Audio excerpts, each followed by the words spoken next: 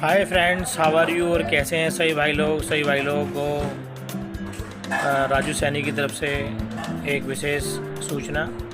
जैसे कि आपको पता है, फ़ोटोग्राफ़ी का सीज़न चालू हो चुका है। नवंबर और दिसंबर में साया अब की बार बहुत कम है, तो लगभग फ़ोटोग्राफ़ी जो है बहुत ही कम हिसाब से है। 10 मेरे ख्याल से 4 या 6 साए हैं। 4-6 साए के अंदर जितना फ़ोटोग्राफ़र कर सकें या कमा सकें, शायद ही ऐसा होता है कि पहले ही बुक कर लेते हैं और आपसदारी में बहुत सस्ते में काम पकड़ लेते हैं, जिसके कारण आने वाली बुकिंग जो महंगी होती हैं वो नहीं पकड़ पाते हैं। तो फ़ोटोग्राफ़ी का जो काम है दिन पे दिन कम होता जा रहा है। जिस हिसाब से पहले काम था, लॉकडाउन के बाद से फ़ोटोग्राफ़ी काफ़ी हद तक स्तर गिरा है।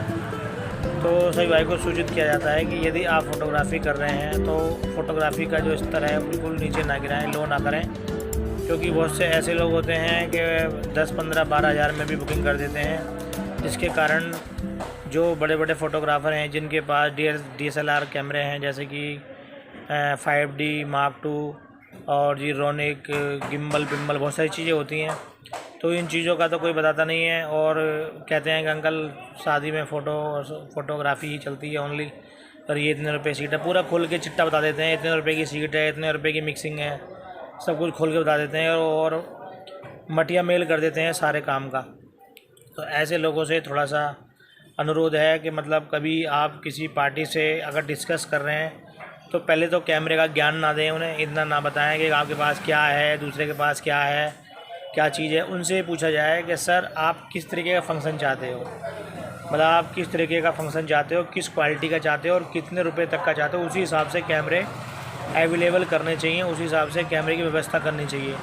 ना कि ये करना चाहिए कि मेरे पास Mark III है, मेरे पास 5D है, और आप 2.5 से 3 लाख रुपए कैमरे लेके अगर 10-15 हज़ार 20 हज़ार की बुकिंग कर रहे हो तो वो बिल्कुल आपका जो कैमरे का जो एक मान लो जैसे कि सर्विस चार्ज, जैसे सर्विस होती है गाड़ी की, एक मेंटेनेंस भी नहीं निकल पाती है, और बेरोज़गारी बिल्कुल ऐसे मान लो वे फ़ोटोग्राफ़ी को नीचे स्तर पर ले जाते हैं।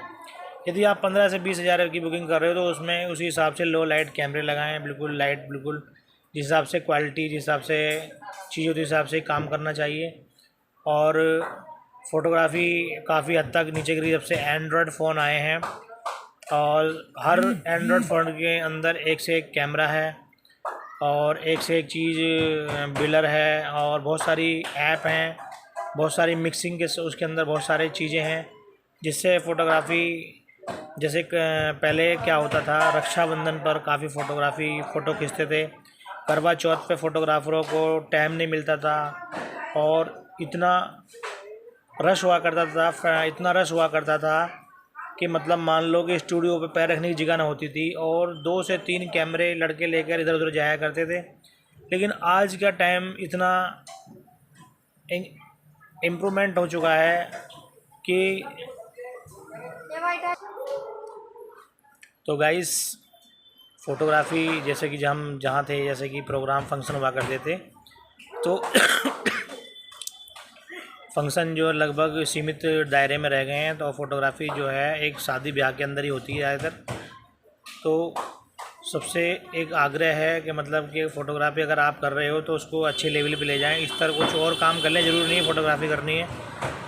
अच्छा पैकेज बनाएं, अच्छा काम करें, और किसी को भी ये ज्ञान ना दें कितने की मिक्सिंग क्या होती है। तो गाइस, अगर आपको वीडियो मेरी अच्छी लगे या आपको इससे कुछ अगर सीखने को मिलता है तो लाइक करें, सब्सक्राइब करें, और ये ज़रूर रखें ध्यान में, कभी भी किसी भी पार्टी को कैमरे का ज्ञान ना दें कि मेरे पास क्या है क्या नहीं है। पार्टी को कुछ नहीं पता होता है। अगर आप एक 7000 कैमरे से भी अगर फंक्शन खींच देते हो, अगर आपके पास हुनर है कैमरे चलाने का, आपके पास मावदा रखते हो, तो उससे भी अच्छा फंक्शन खींच सकते हो और बढ़िया फंक्शन खींच के दे सकते हो। अगर आपके पास क्वालिटी नहीं है, चलाने का हुनर नहीं है, तो आप कितना बड़ा कैमरा ले लो, आप काम सही नहीं कर सकते हो। जो मेन फोकस जो होता है फ्रेम का होता है। फ़ोटो अगर आप फ्रेम में ले रहे हो, इक्वल ले रहे हो, लाइट कलर कंट्रास्ट सही ले रहे हो, तो हर कैमरा एक्यूरेट देता है। और जो मेन काम होता है वो मिक्सिंग वाले का और डिज़ाइनर का होता है, जो उसमें जान डालता है। तो गाइस, अगर आपको वीडियो मेरी अच्छी लगे, लाइक करें, सब्सक्राइब करें। राजू सैनी के साथ। जय हिंद, जय भारत।